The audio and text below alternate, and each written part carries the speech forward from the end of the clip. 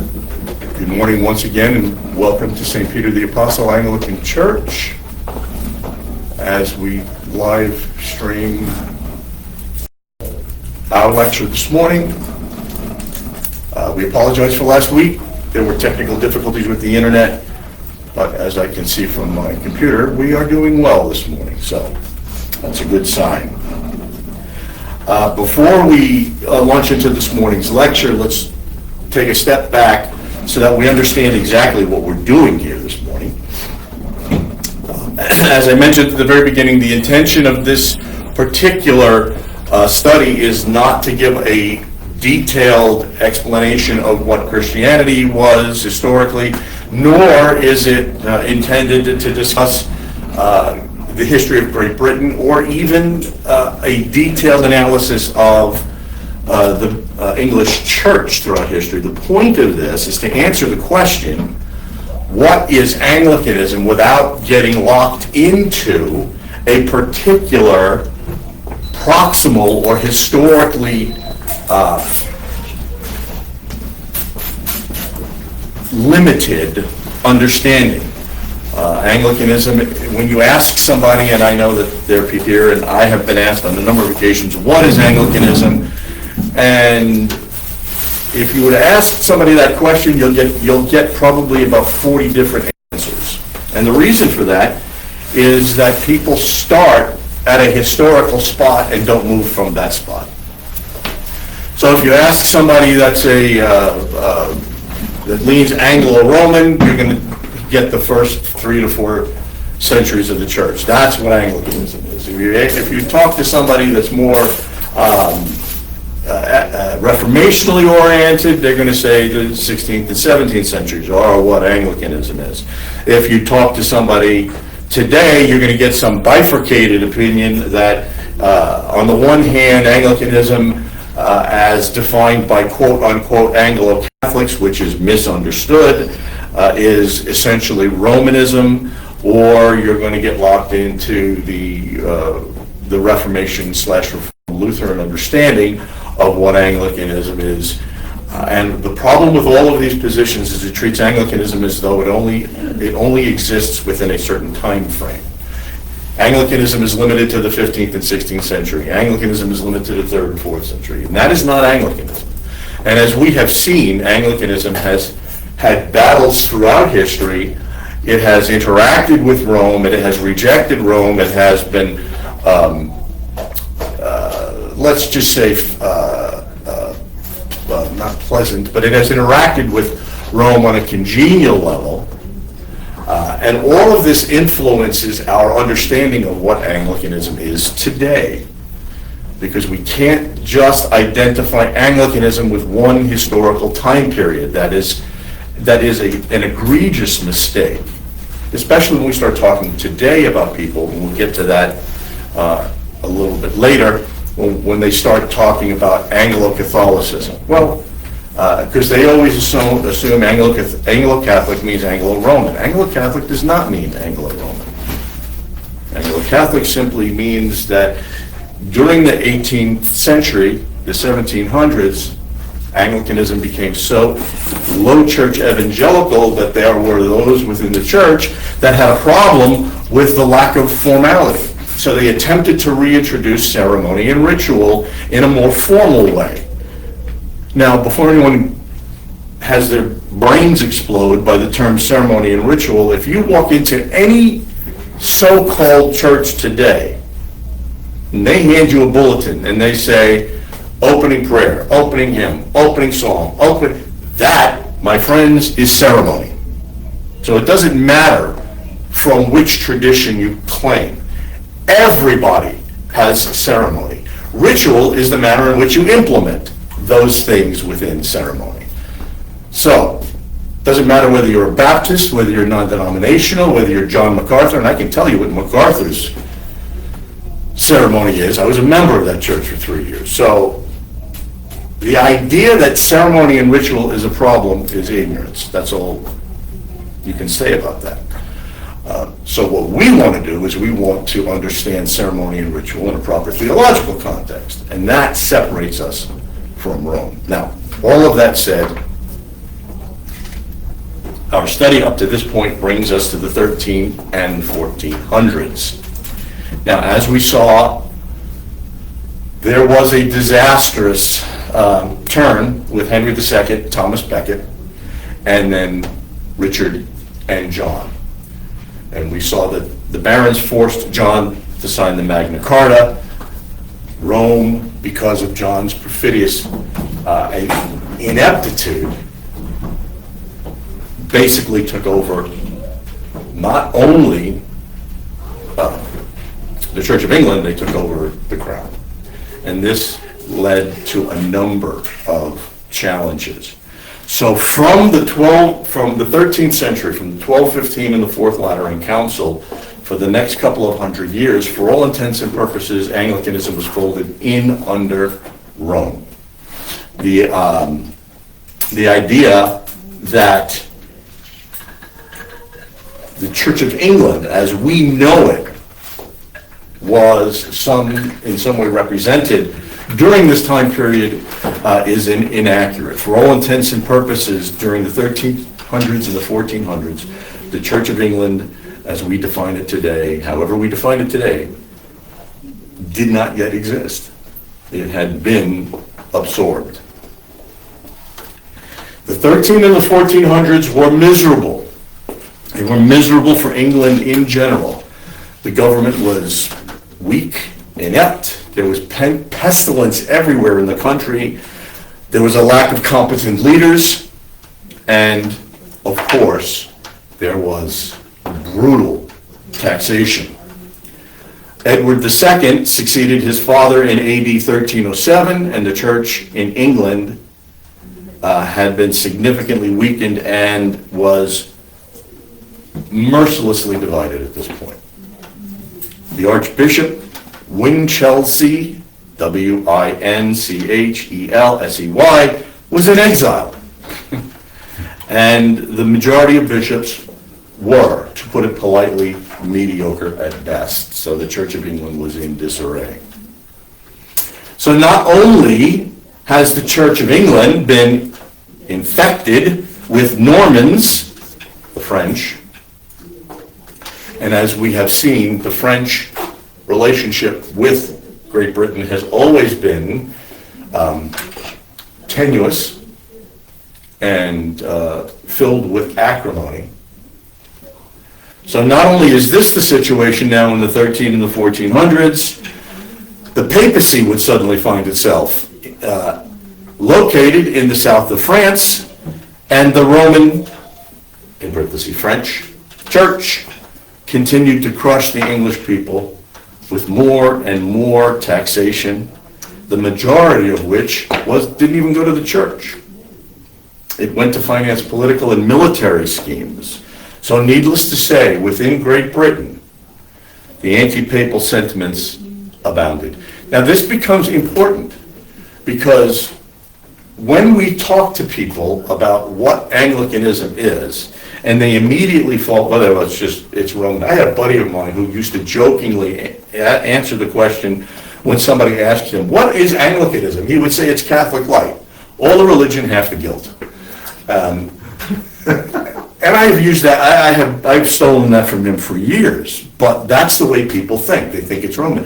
But when you look at the history of England and the church in England, especially in its relationships with the alien exterior rulers, particularly the French, there's always been this, and we've talked about this strain of independence, this strain of, yeah, we'll do what you want, and then the minute they turn their back, they go do what they want. And that's where we find ourselves now. Around the 1350s, so we're right in the middle of the 14th century, the English government begins addressing this increased power of the papacy in England. And that's what all this mess is. What they wound up doing was they wanted to diminish the papal power within Great Britain. So they enacted 5 parliamentary acts to inhibit and curb what they perceived to be papal overreach within Great Britain. So, in 1351, Parliament immediately enacted the Statute of Provisors. Now, if you'll remember, part of how the church began functioning was the either British or the Norman rulers would look for allies, or if not outright Frenchmen, clergy, etc., to come and assume positions within both the government and the church. Well, what would happen is, as they would do this, they would get payment for their services to the papacy. Okay? You come over, I give you $1. Well, that's what this statute goes to inhibit. It wanted to stop English, either clergy or royals, or barons, from receiving monies from the papacy. The second act, and what it wound up doing was it pronounced that any Englishman, clergy or otherwise, that had received these payments made those payments invalid, and they would no longer have access to what they're doing within either the government or the church. Okay. So following that, in 1353, there was the first statute of praemunire. Like that? And Carol's just loving the accent. Praemunire. And what this was, it's an act. The praemunire was the act of viewing papal supremacy over the English crown. So what they wanted to do was they wanted to curtail that by making appeals to Rome, appeals to a foreign court, subject to, quote unquote, outlawry, outlawry, to make it a punishable offense. Well, subsequent to the statute of praemunire was a second attempt connected to that in 1365 that wanted to add to the statute if anyone did receive benefices, payments from Rome, or even citations, recognition from Rome, they would be subject to heavy legal penalties. So even with Great Britain now being under Roman rule, if you will, the church being under papal rule, French rule, the church being under papal rule, the English government is still pushing back. They are not simply folding their tent. They are attempting to maintain their British identity. So then in 1390 is the second statute of the Provisors, which sought to make the first one even more firm and the penalties more harsh. And of course, it concludes with the second statute of praemunire in 1393. So for 50 years within the Church of England and the royal authorities of Great Britain, there were attempts to chip away and reduce the influence of papal power in Great Britain. With the rise then, now again, you have to realize that what's going on here is we have royals who need people to work for them, right? We've got feudal lords, and feudal lords need people to labor. So what winds up happening is prices go up because labor becomes so valuable at this time. And in other words, they're giving people lots of money or recompensing them in some way, land, whatever. So Parliament says, okay, we're going to put 2 new labor acts in place.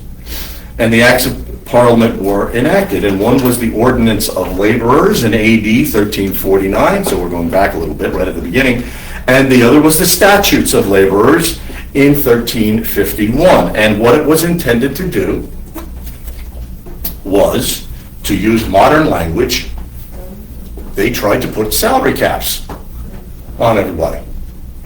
You do this job, you can only make this money.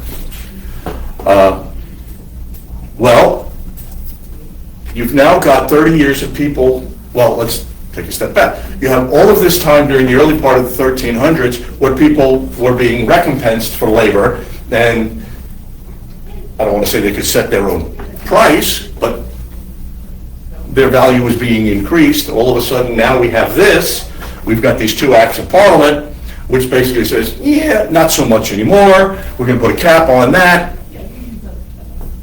Now we've got 30 years of backbiting and fighting and squabbles and anger and frustration until 1381, till 1381, when the so-called Great Revolt took place. And it was incited by a British poll tax. Doesn't that sound familiar? History does seem to, let's just say, copy itself.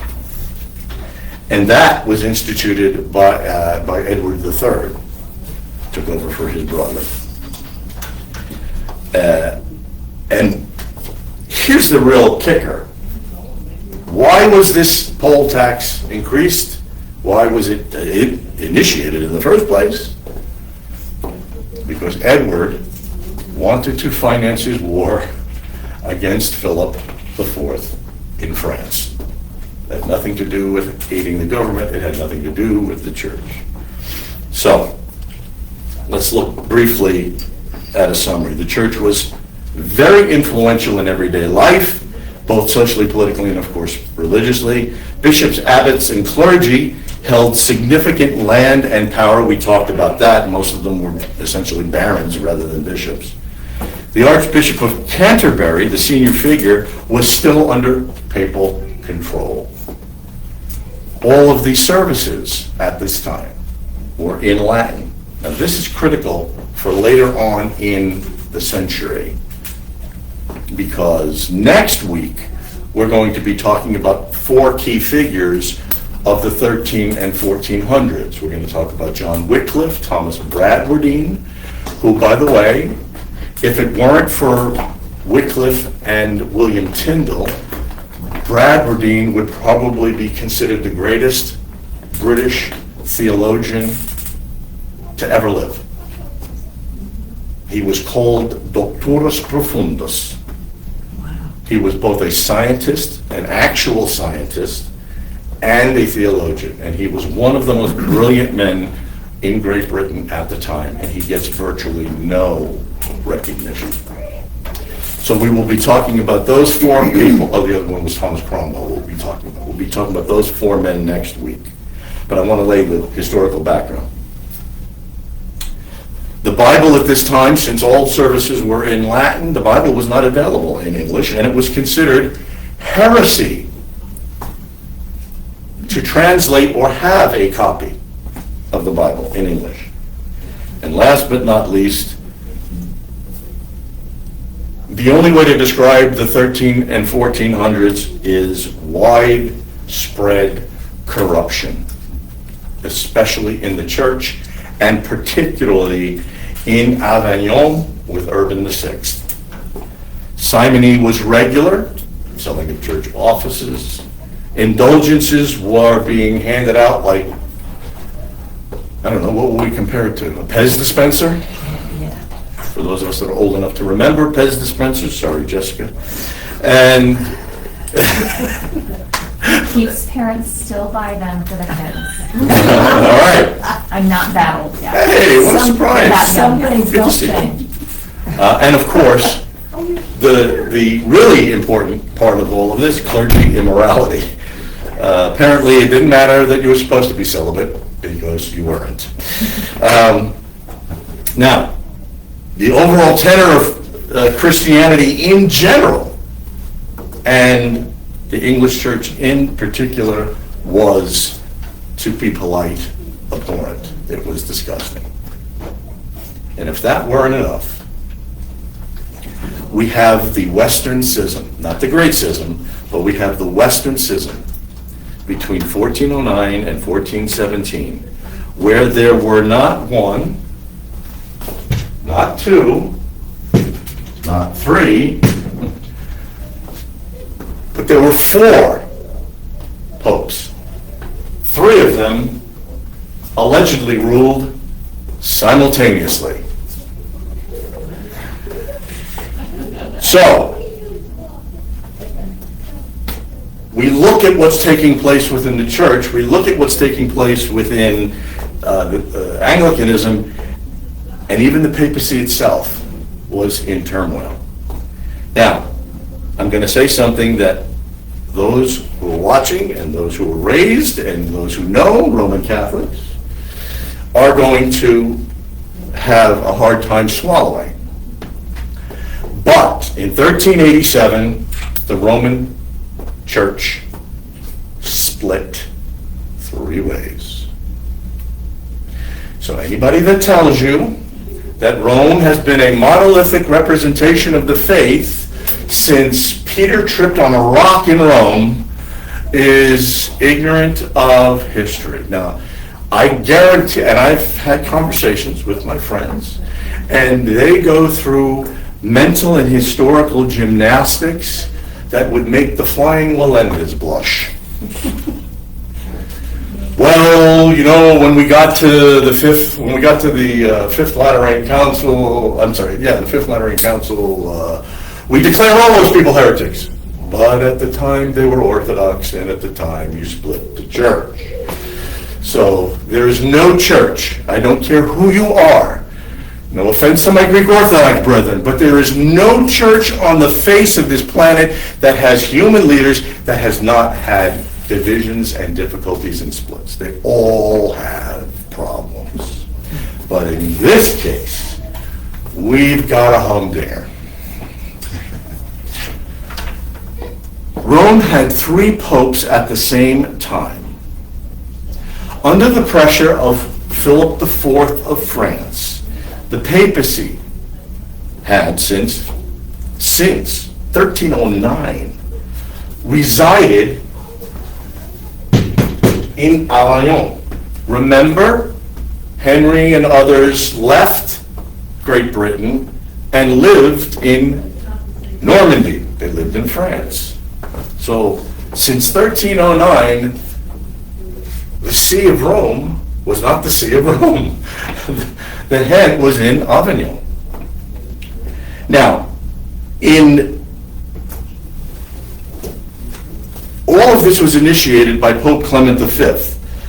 The Avignon papacy had developed a reputation. Oh, by the way, just let me say this. The reason this is here is because I'm going to be mentioning a lot of names. It's going to sound very confusing. This is all you have to remember. Okay? Because I'm just going to be splattering names everywhere. But this is the breakdown that is significant. The Avignon papacy had developed a reputation for corruption that had estranged much of Western Christianity. This reputation was attributed to perceptions of strong French influence, especially in Great Britain, the papal curia's effort to extend its powers of patronage, and its attempt to increase its revenue. So, same basic problems we see over and over again. I'm going to take your money, I'm going to take your land, I'm going to take your pride. The last Avignon Pope, Gregory XI, at the behest, the urging, the entreaties of his relatives and friends, and his retinue, since we're speaking about the French, decided to return to Rome on the 17th of January in 1377. However, Gregory decided, you know what, I'm not going to go. I'm going to stay in Avignon, just after the Easter celebrations of 1378. So, Gregory decides, I'm not going anywhere. And then before he could return to Avignon, he died. And the Vatican, he died in the Vatican Palace of Avignon. I don't know why they call it the Vatican Palace, but they did. On March 27, 1378. Now comes the intrigue. The Romans put into, and I kid you not, this is how the historians explain this. The Romans put into operation, it's now a special ops mission, a plan to use intimidation and violence. Exactly what Jesus commanded for our leaders. And it was called the Impressio et Metus. Intimidation and violence. And the reason? They wanted to ensure the election of a Roman Pope. So the Pope and his curia had returned to Rome after 70 years in Avignon, and the Romans were prepared to do everything in their power to keep them there in Rome. On 8 April of 1378, the cardinals of Rome elected Bartolomeo Pregagno, the Archbishop of Bari. Anybody know where Bari is located? Bari? Bari. I don't know, that's how Bari. it's Bari. Bari. Okay, I'm from sorry. New York, what do I know? Bari, sorry. If you look at the Italian boot, I know where Bari is. okay, if you look at the Italian boot, it's on the Achilles heel of the Italian boot. It's the southeastern portion, right by the stiletto. That's St. Nicholas. Yeah. So now the tension's starting to build. We've got Avignon, we've got Rome, we've got this split. And following Gregory XI's death and Urban VI's subsequent election, a group of French cardinals declared his election invalid, and then they elected Clement VII, who claimed to be the true pope. As I said, just go with the names. These are the ones that are important.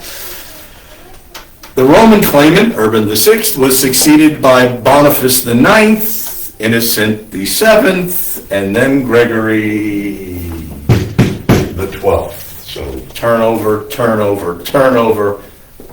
bingo. And this is all going on from 1378 until 1409 and the Council of Pisa. I'm going to stop in a minute because I want to put this together and then we got to get upstairs. All right. There were numerous attempts at reconciliation, and this was the first foray. The resulting, and all of this resulted in the declaration that both Gregory XII and Benedict XIII were illegitimate. And a third pope was elected, Alexander V. So now we've got 3 popes in 3 different regions, all claiming papal authority. In AD 1414, we have the Council of Constance. Now, there's a whole lot that we can say, but one of the most important things about the Council of Constance is that it was during this time period of the 14th, 15th, and 16th centuries that the conciliar movement took hold. And you'll see why in just a second. So, the Council of Constance convenes, and it was convened by the Pope of Pisa, or as he was called, the anti-pope, John the 23rd. And it was designed to resolve this schism once and for all. The council was also endorsed by Gregory XII. and allegedly giving the council greater legitimacy.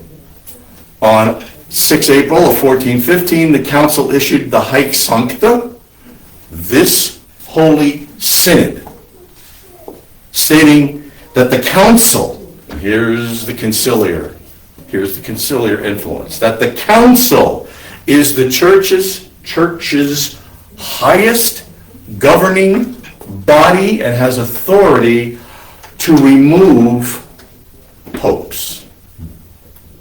So if you're talking about two rams butting heads, here you go. The immovable object versus the irresistible force. And as I mentioned, this evolved into the conciliar movement. It started with Pisa, it moved to the Council of Constance, and then the Council of Basel in 1431 to 1449. The conciliar movement, unfortunately, came to an abrupt end with the Fifth Lateran Council in AD 1512 to 1517, which declared the ultimate authority of the church lies with the papacy. This was further officially pronounced as dogma by Trent, and it was propagated as papal infallibility at the First Vatican Council in 1870. But it starts right here with the tension between councils and popes. Even to this day, the Roman Church considers the Haec Sancta as invalid. And they claim that it's invalid on the basis that Gregory XII was the illegitimate pope at the time, and the decree was passed by the council in a session before his confirmation. I'm telling you, you secular lawyers have nothing on church politics. Since it was not used to remove him. So in other words, here's Roman logic. He had to be confirmed as a pope before he could be removed as the pope. That's why I have gray hair. The council then, Council of Constance, was then advised by the great French theologian, if there is such a thing, Jean Gerson. Just teasing. Please tell me you're not from French Extraction, Casey. You're the friend that's not of the French. Oh, good, all right, good. So Jean Gerson, he secured the resignation of Gregory XII and the detention and removal of John the 23rd. Alexander gets short shrift in this. But of course, he refused to step down. And he was excommunicated on the 27th of July in 1417 because he lost all of his supporters. So, the schism then was finally resolved by Martin V. Martin V was the successor to Alexander and then John the 23rd in Pisa. And he reigned from Rome. So now all are happy. Benedict XIII, recognized by King Martin of Aragon, so now we're back into Lord of the Rings, in 1397, chose to ignore pleas for his resignation. And he died on the 23rd of May, 1423, roughly about 26 years later. But to succeed him, 3 cardinals elected Gil Sanchez Munoz y Carbon, or Clement VIII. Clement VIII was elected within 2 years and resigned in 1429, and Martin then became the last and final pope in the midst of this debacle. So, Why all of this? The primary reason is to lay the background so that we understand when we start talking about Anglicanism that two things are taking place at this time in history. Number one is the disruption of Christianity in general. If we understand anything about the manner in which the church functioned during this time period, the thing that we always fall back on is the faithful. The parishioner lived and literally died with belief in the church. Rome calls it fides implicitus, implicit faith. Because the church teaches it, because the church says it, I implicitly believe it. I do not need evidence. I do not need confirmation. I place my faith in the church, and the church is not going to let me down. Here we have a prime example of how that is not the case. So this is the state of Christianity. And then we're talking about the taxation, we're talking about the disruption, we're talking about all of the other problems that are taking place. And this is under the papacy. And now we come to Great Britain, and we see from the earliest times right up until this moment, we are still dealing with the Church of England doing everything it can, with Great Britain doing everything it can, no matter how limited their power or influence, to maintain their British identity. This is critical when we start moving towards the Reformation and beyond, because it informs what is going on. And in this time period, in the late 1300s, Wycliffe and Bradwardine become, well, they call Wycliffe, well, no, that's Tyndall, but these are the spearheads of trying to regain for the Church of England a sense of identity, a sense of, I don't want to say power, but at least the ability to prosecute their faith the way they want to prosecute it without external pressure. Henry VIII did not create the Anglican Church. That is the laziest form of scholarship I have ever encountered.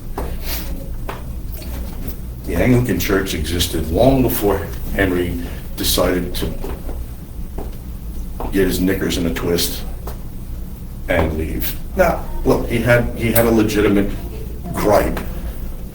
The Archbishop, the Pope, had granted annulments and divorces along the way, but when you're married to the Pope's sister, you're not going to get much shrift.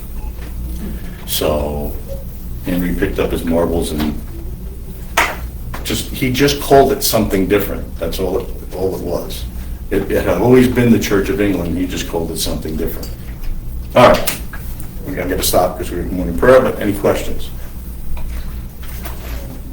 Yes, ma'am. I want to go back to Archbishop, was it Winchelsea? So do I. Why is he in exile? Well, let me ask you.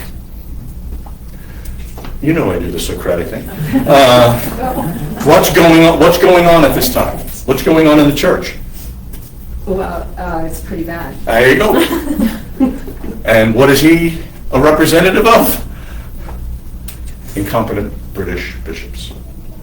So he was forced into exile for a number of, let's just say, improprieties. Okay, I didn't know which side he landed on, like he was trying to be. No, he was not. He wasn't forced out by Rome. He was forced out by the British. Okay. Get lost, chump. Can you tell me the date again for what you would call this schism at this time? Was it 1378 or 1387? The Great Schism was During this time, yes. yeah. The Great Schism would have been Okay, there were two things, the Great Revolt and the Western Schism. Which one do you want? The Western system. The Western Schism was in, if I have it down correctly, 1409 was at the beginning of the Oh, okay. Yeah, that began essentially. The Western Schism occurred and then. And where were these guys located? Alexander the Fifth, John Point, were they in Pisa? Because you have Rome and Avignon. Rome, but- Gregory, Avignon is Benedict, Alexander is Pisa. Oh, I forgot to put that. Oh, it's because I had John in parentheses. My apologies. Yeah, Alexander and John were from Pisa. And there really was a interesting relationship between Rome and Pisa. Why? It's obvious. Just look at it. This is Rome and this is Pisa. Why? Because they're close together. They're Italians.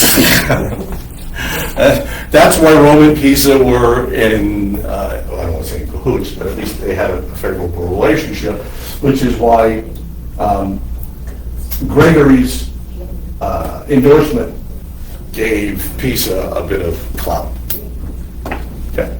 So what was his motivation, I guess, to endorse this council? He had no idea that it would end up the way it did, basically. Like, It's just like going into a business agreement, and we had an agreement.